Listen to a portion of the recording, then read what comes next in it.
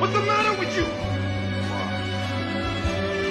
There is no tomorrow. We back, Sheed. Come on now. There is no tomorrow. Come on now. We back, Sheed. Come on now. I don't think we need no energy this time. I don't think so either, I think bro. we've been putting a lot of energy out there in the world. Yes, sir. That I think they know who we are now. Yes, sir. We back. Come on!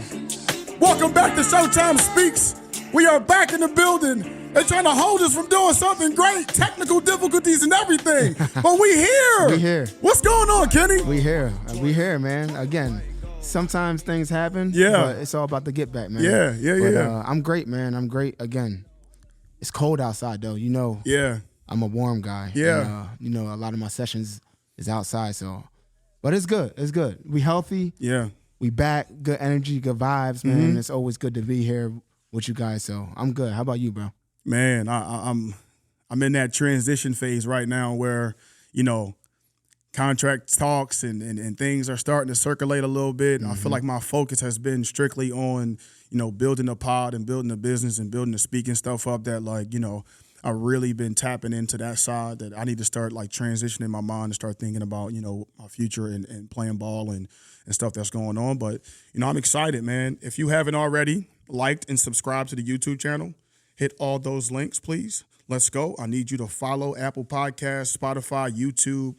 Tap in with us, man. We're building something great, and we need you to be along the journey with us, man. Don't forget about the new gram, bro. Okay. Oh, my fault. Yeah, my don't forget fault. about My that. fault. Yeah. Make sure you follow Showtime Speaks. Yep. Make sure you follow K-Reds. Make sure you follow Showtime, She. Come on. Yeah. Make sure you hit all that, man. Listen, we going to come at your front door if you don't. So, but yeah, man, we're excited about today's episode. We've been building up a lot of stuff that's been going on, the mental health aspect last week. Man, we haven't dropped a lot of videos yet, but we got a lot of stuff coming, and we're excited about it. But we want to build off that energy this week, man. We got somebody who means a lot to me, who is a friend of mine. If you are big into the sports radio talk, he's one of the biggest sports radio personalities in Philadelphia. He's a Philly guy, a St. Joe's prep guy, a person who I call my friend. The host of WIP radio show, man. How you doing, Joe? What's going on? What's up, Rashid? What's going on, bud? Kenny, good to talk to you guys, man. You too, man. Good to have you. Man, I can't tell you how excited I am just to even, to see your face, man. Every year I get blessed to see you at the Maxwell Awards and stuff like that. But it's definitely a blessing to have you on the show, man, and to talk about who Joe is and talk about, just talk about your journey a little bit, man. I'm excited, man. Well, I appreciate that. Look, first off, Showtime Sheed, I'm so happy for you. Yeah. You kidding me, man? You've had multiple dreams. Yeah. And you've been living them. And yeah. I have no doubt you'll continue to. And, Rashid, I love you, man. And I'm very, very, very happy to do this show with you guys today. Nah, man, we, I want to get to know the person behind the radio, man. We want to know. Oh, no, it's just scary. You know what I'm saying? Man, settle down. We want to know, Settle down. We're not doing a deep dive in my life. What are you talking about? We got to motivate the people, man. We got to tell people who Joe is. Who is Joe? Tell the people who Joe is, man. They hear the personality. They see you talk sports talk. I want to get to know the person that I know personally. Tell us who Joe is, man. Well, it's funny. It's almost an awkward question to answer to a certain extent. You know what I mean? But I would say that I enjoy living life. Yeah. I enjoy what I do professionally. I am the youngest of 5 children. I hate to start with the professional side. I shouldn't have done that. Nah, you good, man. I'm the youngest of 5 children. The youngest of 4 brothers total and my sister. Yeah. Had an older brother that passed away about 5 years ago now. Wow. So 2 living brothers and my sister who I love, and of course my mom. Yeah. And my father passed away when I was young. My father passed away in 1983 when I was 5 years old. Wow. So our group of 7 from that standpoint ultimately became 5, but the others all married and all that good stuff. So I'm just a guy, man, that's, I try to live life in a way that would make my parents proud. And I got a lot of friends And, I'm not saying that from a boastful standpoint. I'm just saying friends are a huge part of my life. Obviously, Rashid, you being one of them. Yeah. Kenny, it's great getting to know you here as well. Yes, sir. And, I just, I try to have some fun. I try to obviously handle my business when it comes to a work standpoint. Mm-hmm. I love what I do professionally. I feel very fortunate to do it. And so look, I'm probably similar to a lot of people from the standpoint that you just try to find good balance in your life between, family, friends, work, Yeah. and then, just some of your own time to just sort of, do whatever you want to do when you want to chill. And, for the most part, I'm a happy guy. Yeah. I mean, we all have our downturns in life, but for the most part, I'm a happy guy. And I'm happy to be here with you guys today. How was it being like the youngest child growing up? They say the youngest is normally like the favorite child. Well, so, oh boy, I had a lot of great support from my siblings, Mhm. and obviously my parents. Look, I enjoyed being the youngest kid. I Yeah. mean, first off, it's what I knew, and I always felt like I had a comfortable existence growing up with regard to love. Yeah. I've used this analogy before that for me, and I'm kind of deviating here for a second, Kenny, but so I've always viewed my life as I've always had a complete circle Yeah. when it came to support and love. And, the reality is when my father was alive for those first 5 years, which I frankly can't remember much of, I have very limited memory of my dad. I have actually 13 specific memories of my dad. Mm. And they're all about 1 to 3 seconds long. Like they are not in depth. I mean, I was just too young to have formed memory that was, long form. Yeah. But I've always said, when my dad was alive, there was a complete circle of love Mm. and support. And then after my dad died, and it was awful, he died of a heart attack, you wake up, your father's alive, things are normal. And by the time you go to bed at night, your father's passed away and total devastation sets in. Mhm.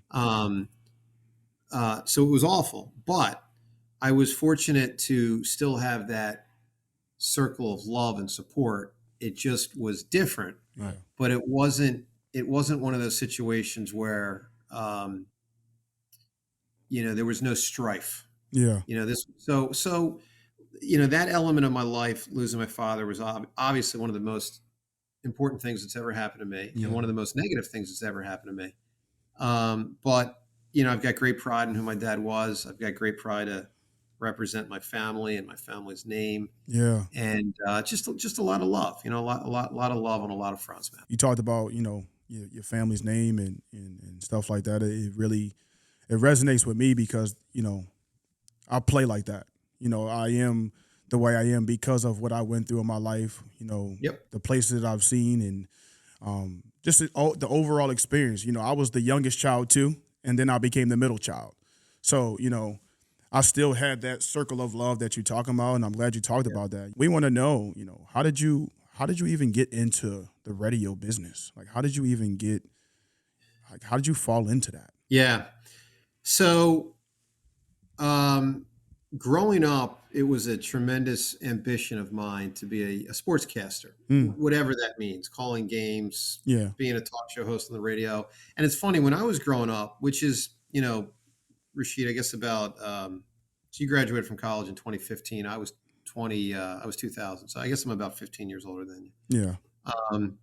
But when I was growing up, sports radio had just become a thing. Mm-hmm. I think WIP started around 1988, something like that. Yeah. So, and I was 10 years old. So when I was growing up, sports radio, like when I was 5, sports radio was not a thing. Yeah. There might be select stations that would have maybe a 1-hour show, but Mhm. I mean, there was no 24/7, 365 sports radio anywhere in America. Mm-hmm. And I believe WIP was the second station in America to become an all sports station. And it happened in the late 80s. And I was around 10 or 9 years old. Mm-hmm. So I certainly had that as a goal, an aspiration.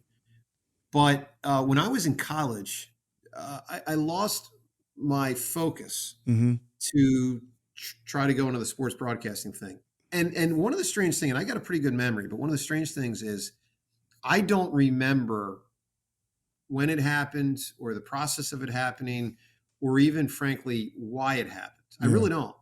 I was a history major. I enjoyed being a history major, but on my end, I would guess that that I probably viewed the sports broadcasting thing as too daunting. If I had to guess, Yeah. I think that I probably viewed it as something that was just almost an impossible. Like, how do you do that?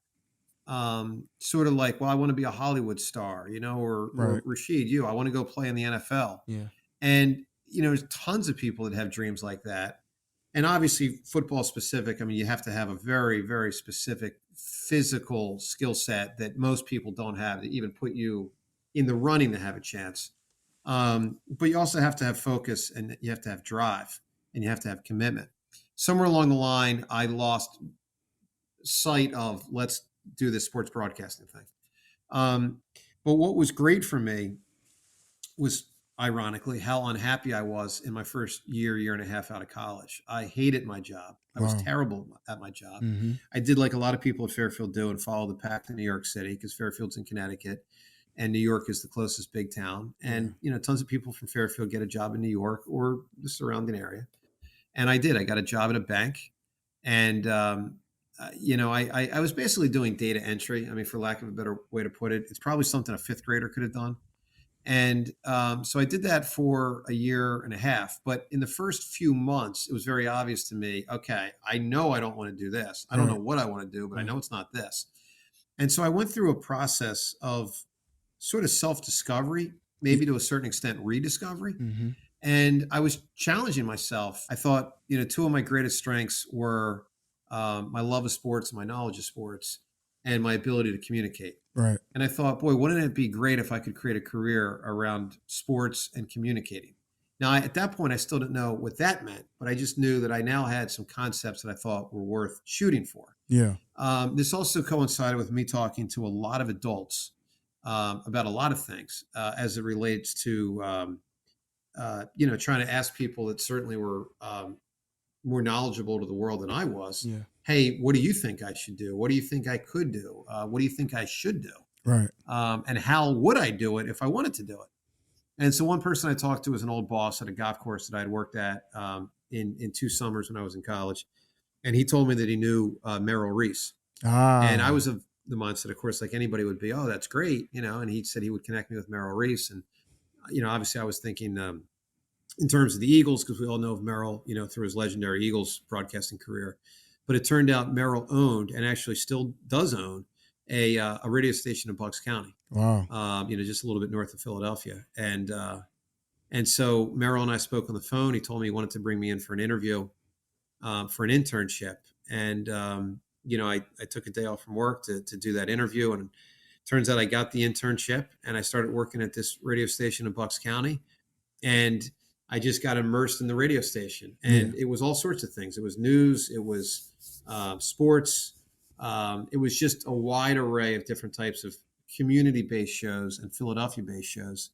And I ended up getting the opportunity to start hosting some sports shows on the station.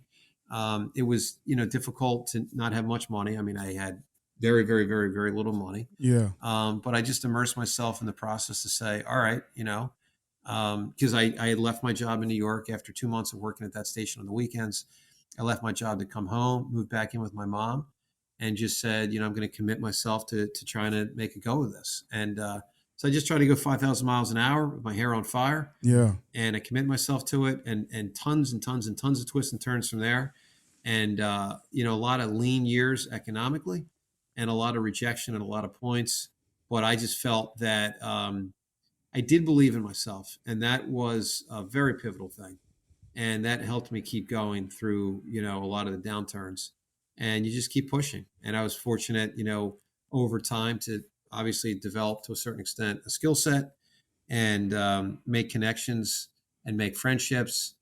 And, a long time later, it led to me getting hired by WIP, and obviously eventually, becoming a host of the WIP morning show. So that's some of the backstory, and Yeah. certainly a lot on how it started. I know you said you was always into it. Did you play sports when you were younger? Is that how you got into sports, or did you always Well, just yeah, like so watching? I absolutely played. I mean, how I got into it was from my family. Okay.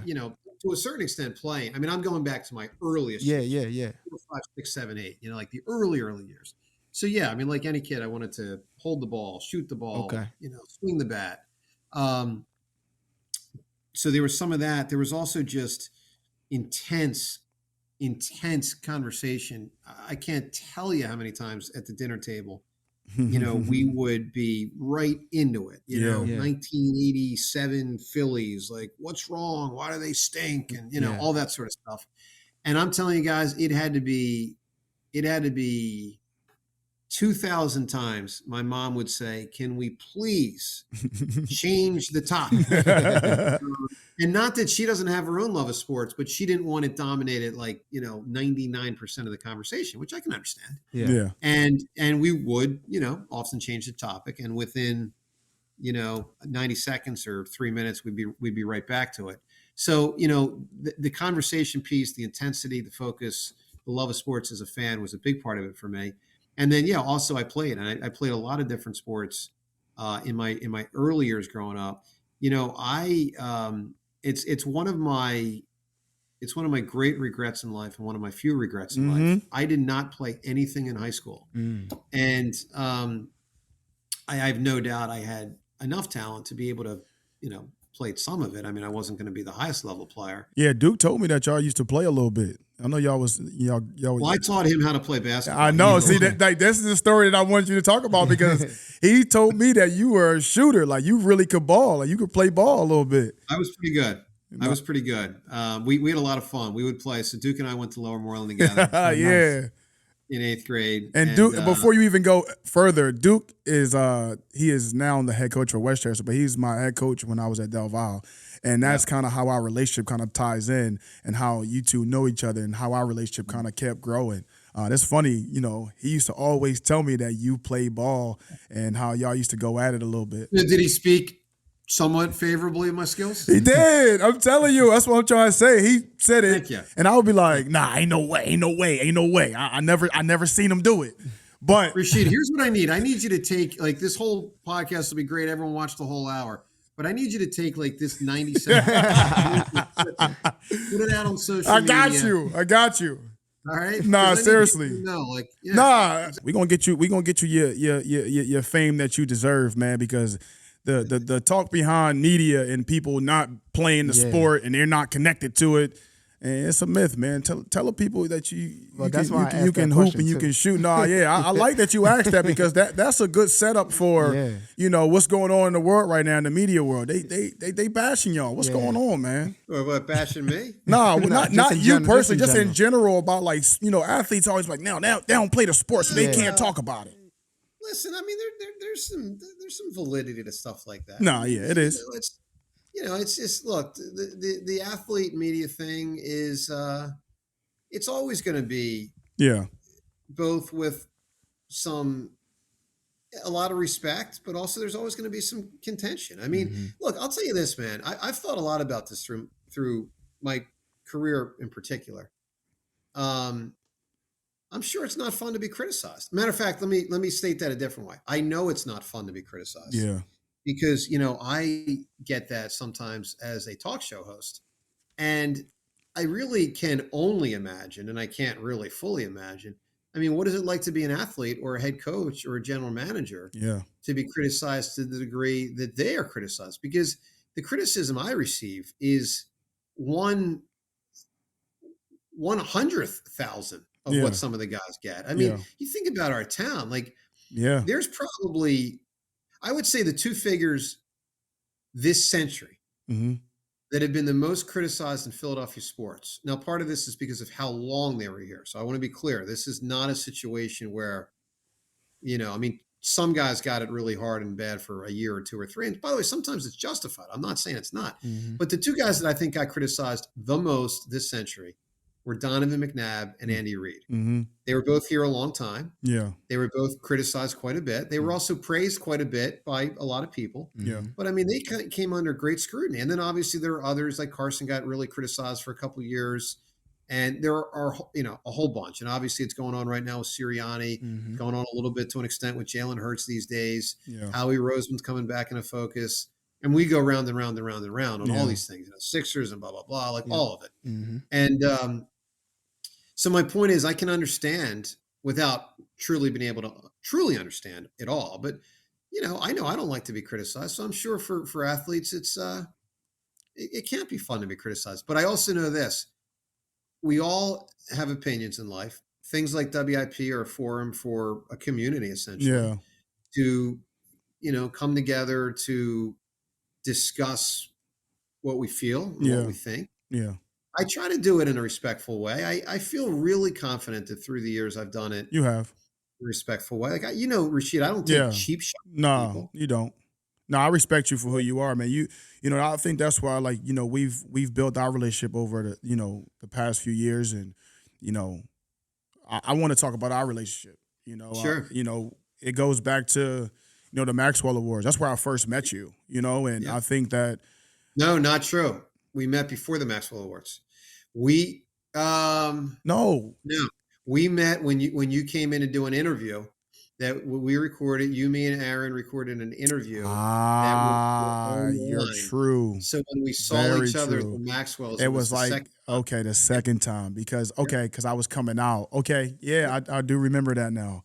Man, you guys were looking for, a little pub with yeah. And I totally wanted to help you with that. Yeah. And so the backstory for everyone, watching right now, Rashid, your quarterback, Aaron, and you were obviously draft prospects, and from obviously a smaller college that it's a non-traditional school to get drafted from, and you guys were looking for some exposure, and I was when Aaron reached out to me, and I thought it was a great story. I mean, just from it's not even the human interest story for the public, although there's some of that. I just wanted to help you. Yeah, I mean, I just thought this is cool. These are seem like two cool guys that are eager to try to better their lives with NFL possibilities. And so I said, let's do it. So we recorded an interview that was a video interview, not an audio. I mean, it was audio, but it was a visual interview. Yeah. And we got that thing out on social media. We did. And, in the end, I don't know if that made any difference. Yeah. But what happened is you and I became friends. Yeah. Or I would say we became friendly at that point. Yes. And then a short time later, we connected at the Maxwell Awards, and that's when we became friends. Can you talk about the Maxwell Awards? Like, how was that moment with she? Yeah, I mean, the Maxwell Awards, really long standing. I mean, many decades. Award ceremony that honors football at the pro level, at the college level, at the high school level. A lot of different types of awards, from a Player of the Year type award to a Coach of the Year to a Lifetime Achievement, and a lot of other types of awards. Yeah. So I've been the MC a number of times, which for me has always been a thrill. It was a great platform for me. It was a great experience for me. It helped me meet a lot of people, very prominent people, and with many people become friends with prominent people. And so for me and Rashid, Rashid, the deal, 2015, that's when, you were doing your thing. Yeah. Right, 2015, not 14, right? 14 is the year I played. And then, Sure. Yep. And then it was March of 15. Yeah. And, we connected down there, and you gave a speech that was so spectacular. Yeah. And, for everyone listening, if you don't know, this part of Rashid's backstory, but at least two different NFL teams were represented with big time decision makers in the room. Yeah. Rashid, when you spoke, was, Rashid won the Brian Westbrook Tri-State Player of the Year award. Yeah. And so, Bruce Arians was in the room. Yeah. Because he was the Maxwell's Coach of the Year, Pro Coach of the Year. And of course, he was the Cardinals coach at that time. Mm-hmm. And Pat Shurmur was in the room. Yes, he was. It was at the time the Eagles offensive coordinator. Mm.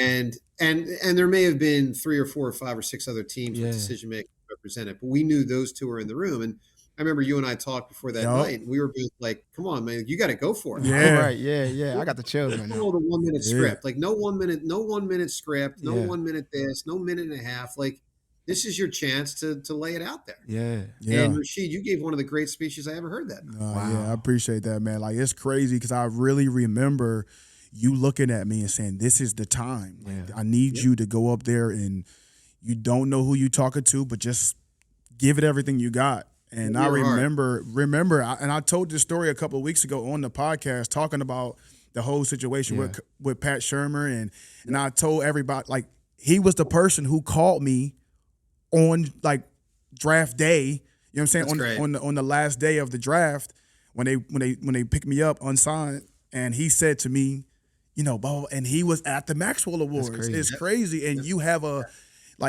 to see how everything kind of all comes full circle. Mm-hmm. You know, I think that's the blessing of it all, and to have this conversation with you, and it's like, you know, it's the truth. You feel me? It's like I'm affirming like what happened, and you're a person who was there at the forefront, and I was at my young career in the beginning, young Sheed, and I remember it was everybody was talking. Yeah. It was a lot of rumbling going on, and then at the end of when I got finished speaking, it was pitch quiet, and everybody was like clapping, and my mom was standing up, and you know, it was special, man. Well, it was, and one of the things to me that I'll always remember about your remarks were you talked a lot about your mom. Yeah. And you talked a lot about a lot of other things, but I'm sure that resonated. Look, football coaches want people that can play. Yeah. I mean, you know, but they also want people that have, you know, that heart factor, and also you want someone who's got appreciation, because, you know, I mean, look, some guys are obviously going to make any league just even if they don't have appreciation, just on the basis of their talent. I mean, it's so much, like, look at Barry Bonds. I didn't know him, but everyone said he's a jerk. Who knows? Maybe he was, maybe he wasn't. Everybody said he was a jerk. But, you know, he played because he was so clearly the best player in baseball. He was just the best player in baseball. Teams are going to want that guy on their team. But a lot of coaches, you know, they don't want someone that thinks, you know, pain in the butt. You know, they want someone that thinks going to be a contributing member of the team and be a positive force for good culture. It was really a time during that time, and I met so many people at the Maxwell Awards, and during that time, it was just like, I remember people coming up to me afterwards, and I mean, we hugged afterwards. It was crazy, man. I think that those moments, man, I will remember for the rest of my life, man. And to have you still be a person who I talk to, you know, frequently, and I can call a friend, man, you know, it's truly special, man. Seriously. I agree, man. It's my pleasure. My pleasure. So let's hop into another segment, man. Let's have a little fun with this. So what we're gonna do is we call this segment "Finish the Sentence." Okay? This won't be no setup. This won't be nothing crazy. But we just want to have a little fun before we get a little serious. So this is how it's gonna go. You're gonna answer it by finishing the sentence. Okay? So all right, here we go. If I could travel anywhere in the world, I would go to. Come on, free. In Italy. Okay. My favorite way to relax is come on now. You got them puzzles in there. Come on, tell us about them puzzles. Let's go. No, my favorite way to relax is to lie on my couch and watch a TV show that I'm interested in, which is different than a TV show that I'm watching but I'm not digging that much. If I love a show and I'm chilling, that's pretty damn good. Yeah, same. Okay. If I could have dinner with any historical figure, it would be. Well, look, I mean, Jesus is always like, you know, got to be the go-to. Now, if you say, okay, other than Jesus, I would probably say Abraham Lincoln. That's interesting. In the next 5 years, I hope to do what I'm doing. How about that? That's you know, I mean, I'll say this about what I do at WIP. It's the first time in my professional existence where I don't feel like I am chasing the next thing. And that's a very gratifying feeling. I'm not saying that I want to be complacent with it. I'm not saying I don't want to get better at it, but I just want to do what I'm doing because I'm happy doing what I'm doing, and I hope to continue doing it. I like that. Let's finish it off with this. The Eagles. Give us the answer right now. The Eagles' end of the season was an absolute disaster. Come on, man. It was an embarrassment to pro football, and they have a lot of work to do to get themselves in a position to become elite again, which they obviously were in 2022, which we thought they were during portions of 2023. But man, they got a lot of work to do. Nah, it's funny, man. I had to throw that one in there, man. I saw a lot of stuff going on Twitter. It was this one podcast or radio show or something. They had a voice memo of you playing back when it was 2022 of you saying something about Joe Montana and this and that. And it was crazy, man. Like when you look at sports, when you talk about sports media, man, you guys, I got a tremendous respect for you guys because you gotta have a certain type of confidence to get 100%. Up there and speak about a lot of the stuff that y'all talk about, man. It's crazy. I appreciate that. All right, so here's one of my questions, man. So how do you stay motivated and energized as a radio host, especially during the challenging times? So me, I'm a trainer, right? So I'm up early in the morning every day. I train every day. I got to get up and do the same thing and motivate the people every day. So that's kind of my question is like, how do you stay motivated every single day to get up, even when you're tired? You know, you say you got long nights and early mornings. Can you talk about that a little bit? For sure. So the simple answer, and this might be a strange answer, but it's what I feel. I don't feel I have to try to stay motivated. To use, I think, the way you phrased that question. I think it comes pretty natural to me, and I obviously feel fortunate with that. I'm an extraordinarily competitive person. So I suppose my desire to put forth a great product and represent my radio station, WIP, in a good light, and to represent myself in a good light, is sort of like motivation enough where it just comes. Here's the key. Here's what I'll say, man, Kenny. And I determined this a long time ago when I was setting out on trying to figure out what career path I should follow or create.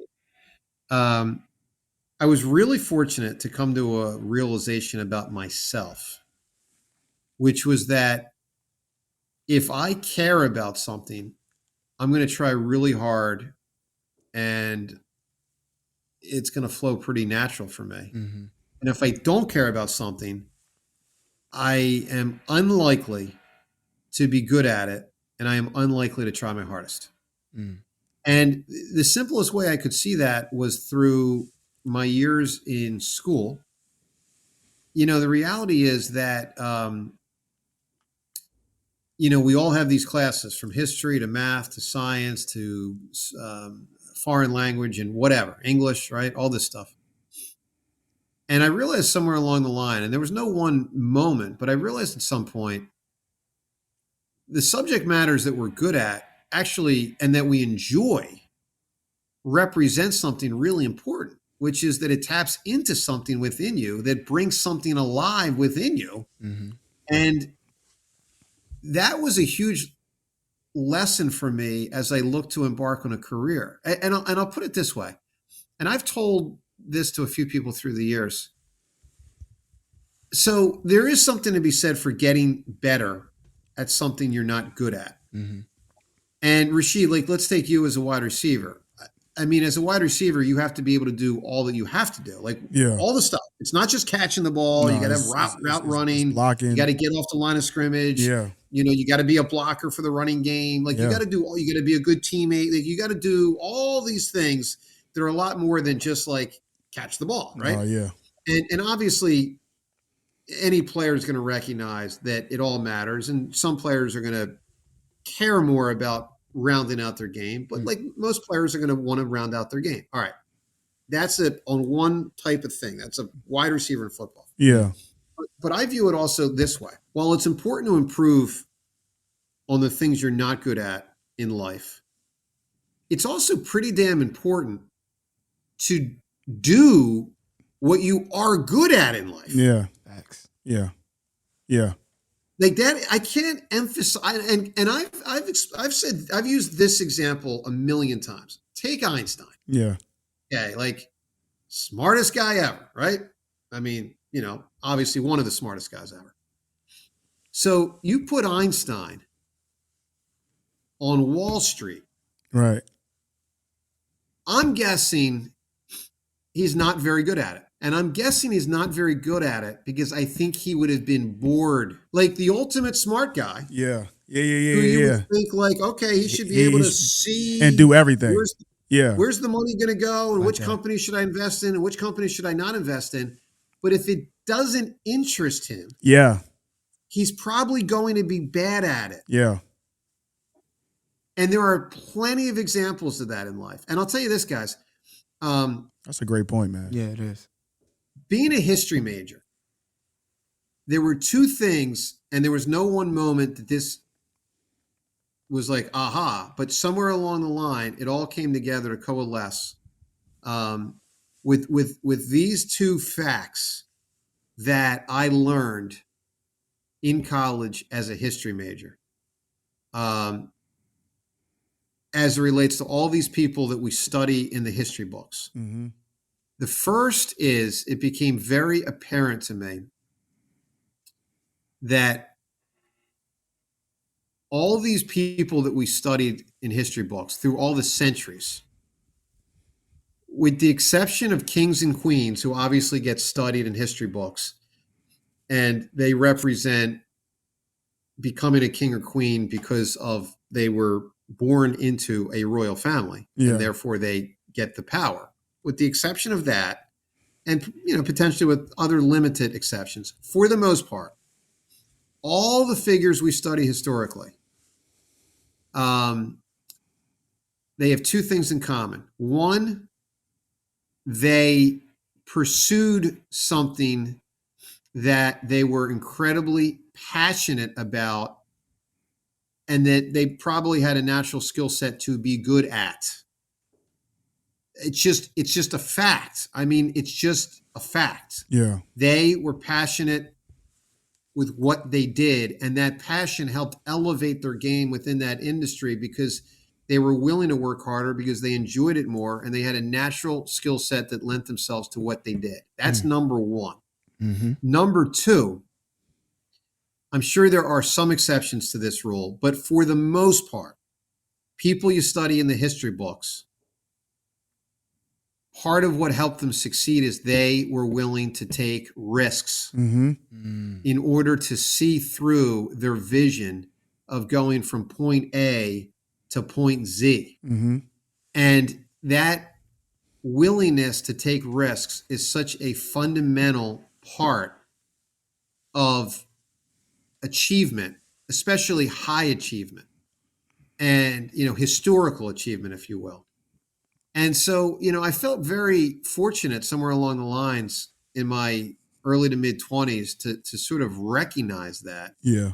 And I wanted to try to apply that to my own life. And believe me, I'm not trying to compare myself to people in history books, but what I am trying to say is I wanted to pursue something that I thought I could be good at, that I could enjoy, and that if I found the right industry, or even before finding the right industry, or if I had found the right industry but didn't know how to get into it, be willing to take the risks. I mean, I took a big risk leaving my job in New York City. Yeah, to come home to Philadelphia and make $0. And by zero, I mean literally zero. It was an unpaid internship. Yeah. And then when it wasn't an unpaid internship, it was minimum wage for 3.5 years and with very limited hours.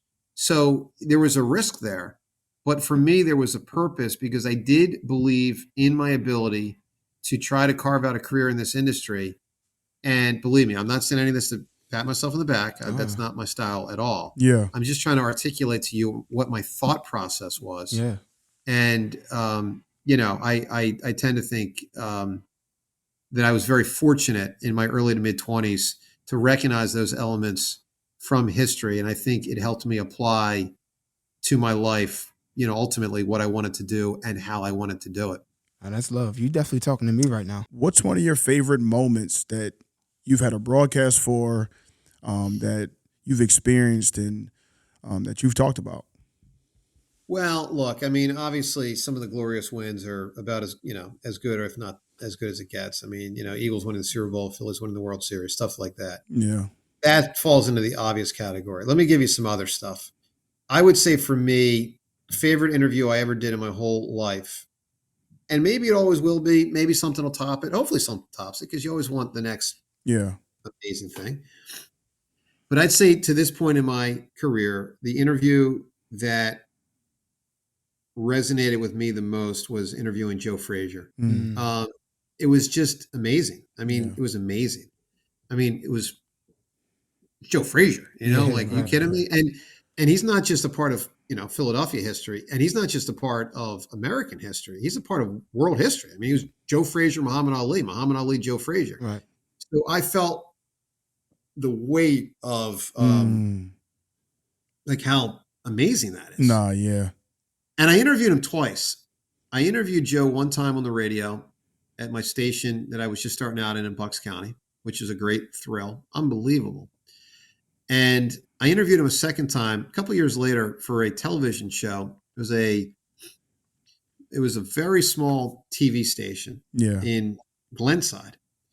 And here's the thing about this that really struck me. So we did this TV interview, and he was kind of all over the place with his answers, to the point where I started just kind of pulling back because I didn't want to put him in a position to sort of answer things that I didn't want. He was old. He was old. And I wanted to try to be really respectful to him. And so there was a delicate element to that interview, to that interview. But the thing I'll never forget is when that interview ended, there was only 4 or 5 of us in that tiny studio in Glenside. We walked outside.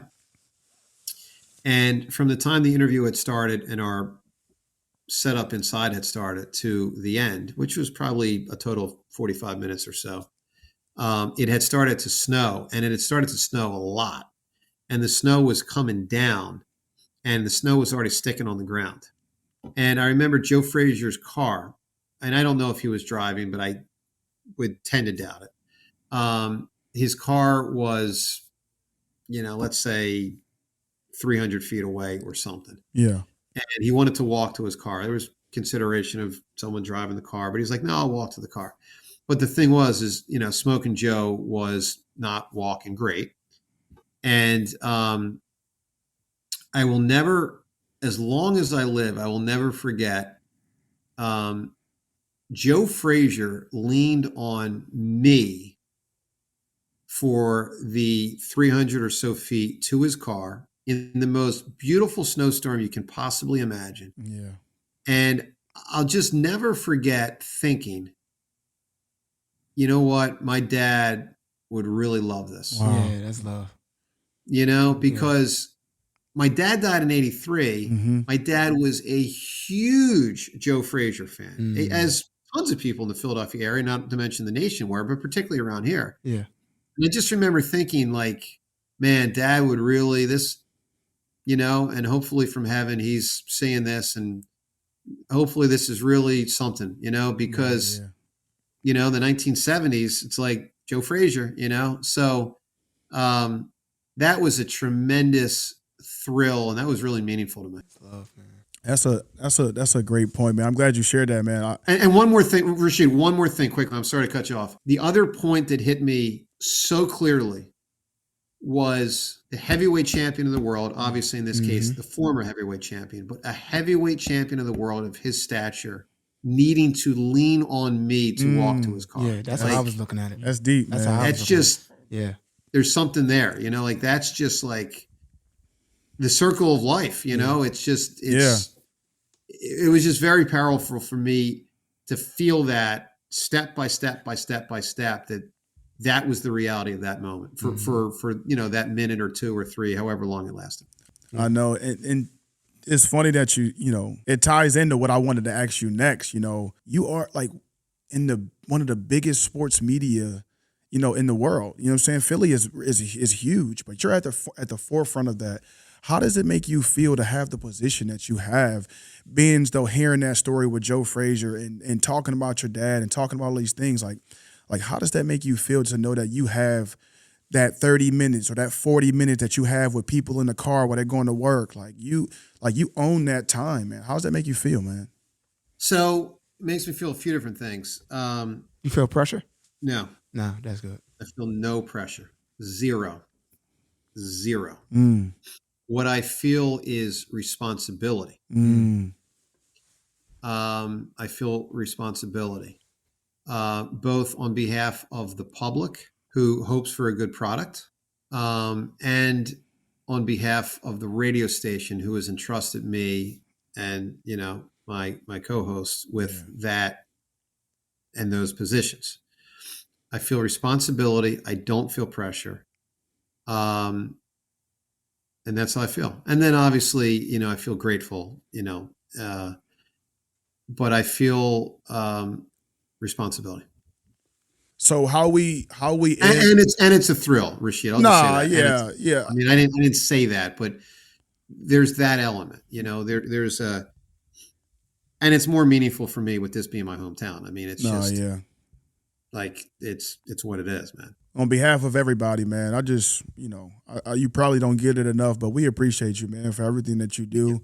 It's a tough job but you handle it so well, man. I've seen you work under pressure. I've seen you host shows and do all those different things, man. I just want to tell you how much I appreciate you. And you. man, you got to have a lot of thick skin. As we end the show, we always end the show with asking this question. Oh boy, this sounds deep. It sounds deep, and we always get to this point of the show, and we call it the keep going segment. And it's basically for you to describe a time in your life where you had to pick it all back up, where, you had to push through something that hurt you or challenged you, where you had to keep going. Well, I'll go back to the beginning of my career. There's about 10 different things that just rifled through my mind as an answer there, honestly. Like about 7 or 8 different things just quickly moved through my mind. But yeah, I will go to about 2 years into my career. I remember hosting my show at the Bucks County radio station. And I was going to be coming on the air following a Phillies game. So it was sort of no way to know exactly when the show would start because there's no way to know quite when the Phillies game will end until it ends. I remember being really down at that point. I don't know the year. If I had to guess, I would guess maybe 2003. So maybe I'd been going at it for about 2 years. Yeah. To try to make something of the career, but it might have been 2002. It might have been 2004. I would kind of guess 2003, but somewhere in there. I was really down that day, and I was really down in that range of time with the lack of progress within my career. And I know someone might listen to this say, well, you're about to go on the air and like you got your own show. And that's true. But I was making $5.15 an hour. That show for 2 hours was literally going to net me $10.30. And I was a couple years into it from what I remember, if I am framing the time right. And I wasn't having breakthroughs externally to do other things. And I was still living at home. And, we're a couple years out of college now. And, I got a lot of friends at this point that are, they're making, money, and they can spend money. The reality was, you don't want to be 25 or 26 or 24, whatever the heck I was, living at home. And you don't want to, make $10.30 for the day. And I remember that night being on a phone call with my mom from the studio. Like my show was going to start in 30 minutes or 20 minutes or 10 minutes, whatever it was. I remember being on the call with my mom and my sister. 3-way call. My sister was out of town, and we had a 3-way conversation. And I remember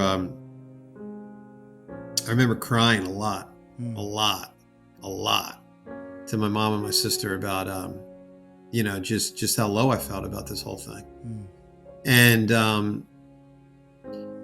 I also great support from them, and I can't tell you as we sit here tonight today that I remember exactly what they said that night, but it was great support. It was great love. Yeah. And but that was emblematic to me of those early years. Yeah. Where it was just really tough to get a career going. I mean, I had a career, but I was making no money in my career, and seemingly would never, get to a bigger spot that, would potentially pay me more and give me a broader platform and stuff of that nature.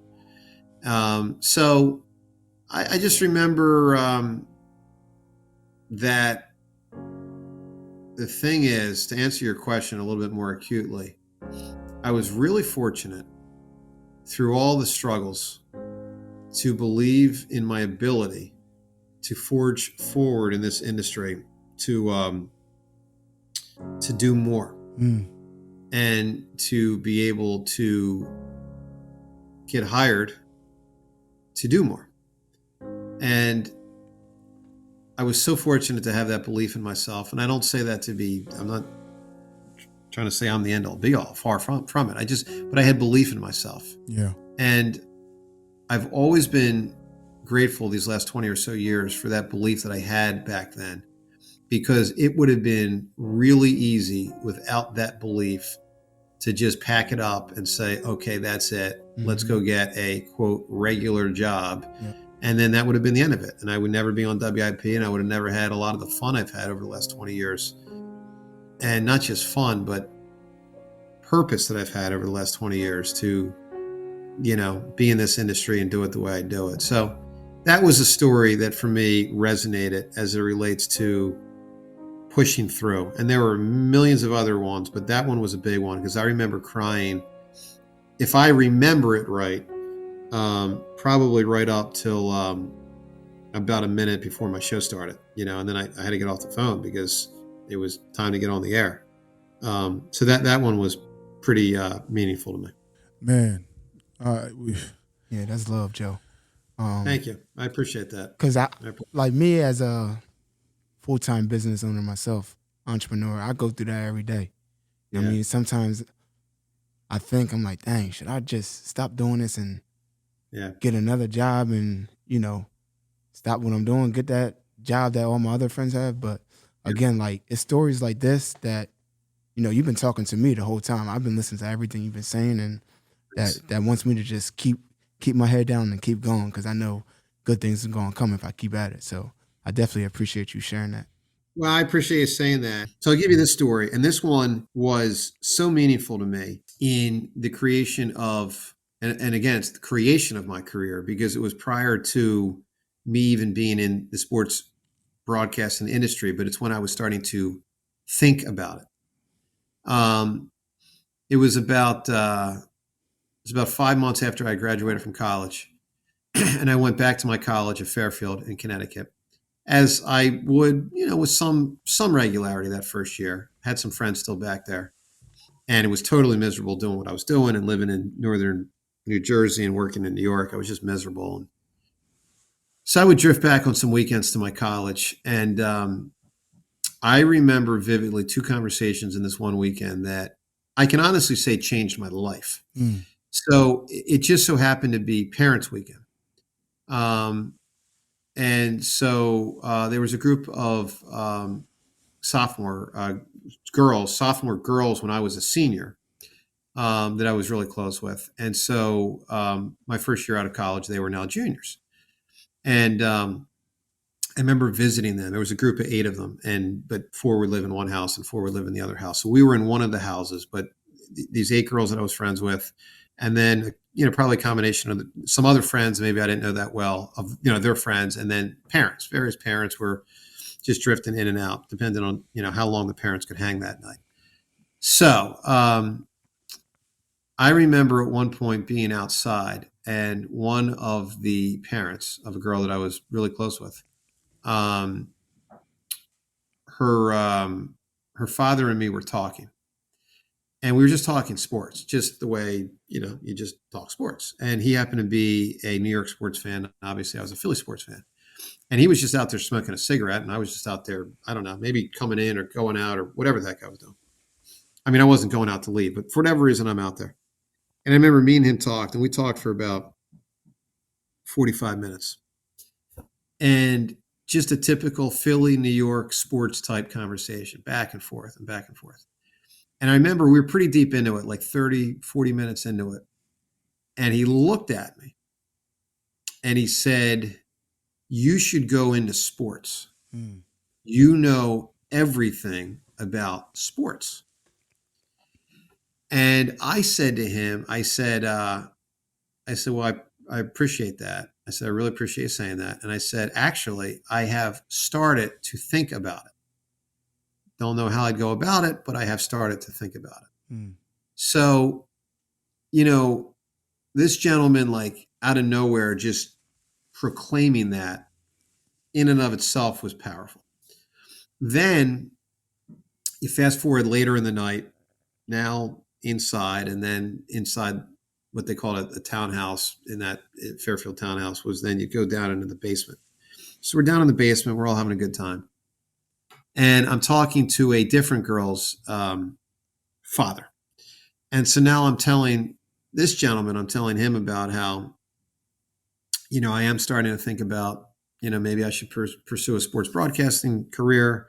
Who the heck knows how to start it, but, it's starting to rattle around in my mind and blah, blah, blah. And I remember him telling me that he was in his mid-50s. Well, okay, let me back up. I remember him telling me that based on what I was telling him, he thought I should go for it. Try to figure out a way how to do it, but go for it.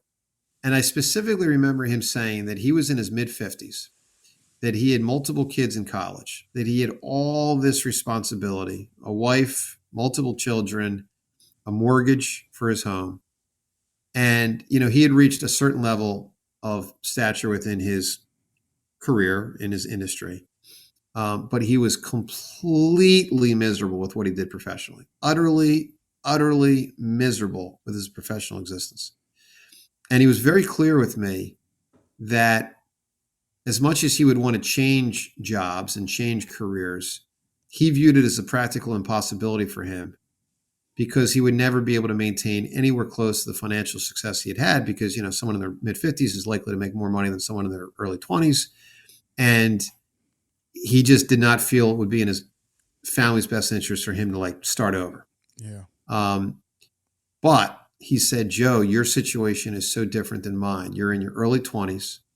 You don't have a family, and you can use these next couple of years to take chances while you pursue what you think you want to pursue. And I just will never, ever forget waking up the next morning with these two conversations in my mind. I've got one person on his own telling me that I should pursue a career in sports. I've got the other person telling me that I definitely should, but I particularly definitely should because of where I was in my life age-wise. And that was the time to go for it. And he wishes he could, but he felt practically he couldn't. It just was an extremely, extremely powerful night for me. Yeah. And then I'll give you one follow-up. It was about 4 months later. I remember the NCAA tournament was going on. It was March of 2000 and it was March of 2001. And I was in a place near the Franklin Mills Mall. And I remember running into a buddy from Penn Charter, one of my grade schools. And we hadn't seen each other probably in about 10 years. And we just randomly ran into each other. I remember we sat down in a booth. It's like the middle of the afternoon. I don't even quite know why I was there. And I think I was there by myself. But I sat down, he sat down. And I remember, he just asked me, as anybody would ask anybody, like, hey, how you doing? What's up? How you been? And I gave him my answer of whatever the heck I said. Job in New York, the whole thing, home for the weekend in the Philadelphia area. But and I obviously described not being thrilled with my job at all, not thrilled. And I remember after I finished speaking, who knows, maybe I talked for a minute, maybe I talked for 5 minutes. But when I finished speaking, he looked at me and he said, why aren't you in sports? That's crazy. That's all he said. Why aren't you in sports? And I just remember, and I'd already had all this stuff going through my mind. I'd already had, the conversation with the two parents from 4 or 5 months before that. I'd already had all of these weeks upon weeks upon weeks of me thinking, hey, I think maybe I should get into sports somehow. Yeah. All the conversations I'd had with adults where I was trying to, figure out the situation and accept feedback and solicit feedback. And I just remember my buddy who had known me from 3rd to 6th grade. I mean, think about that. He knew me from 3rd to 6th grade. Now I'm a year out of college.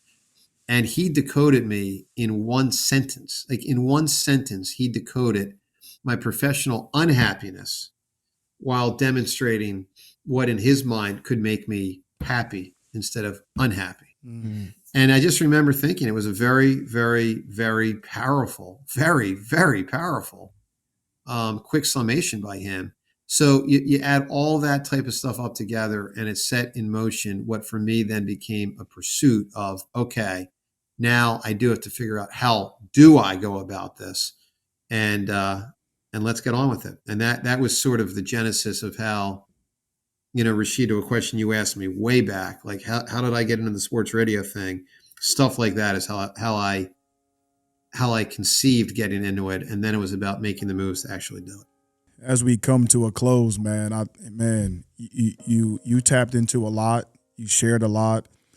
We appreciate you, man. Sure. As we sum it all up, man, like our passions are what drive us. Our intuitions of the signs of that come along the way, and people saying and reminding you of who you really are and who you truly are. I think it means something. And when you sat here and you told us that story about how all of it connected you back, and then you're 20 years into your career, man, that's what life is, man. Mm-hmm. Life is a bunch of signs, a bunch of different things and reminders of, I know what I need to be. I know what I need to do.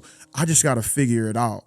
And, to hear your side of the story of how you figured it out through all your things that you've been through. And now, you're one of the top guys in Philly, man. And it's an honor and a privilege to know you. It's an honor and privilege to hear you tell that story. And, like I always say, man, this is what Showtime Speaks is all about, for people to come here and share their truth and really shine a light on the humanization of who you truly are. And we did that today. And I'm grateful for it. Kenny, Matt, we went through a lot of technical difficulties, but I think I want to hone in and really remind everybody that, like, man, like this is what we're trying to do. And it's special, and I'm grateful for it. And as we continue to walk on this journey, continue to walk with us, continue to be with us, and it's always going to be Showtime Speaks. I love it. See you guys. See you. Stay Appreciate well. you, man. Nah, Yeah, yeah. thanks, Joe.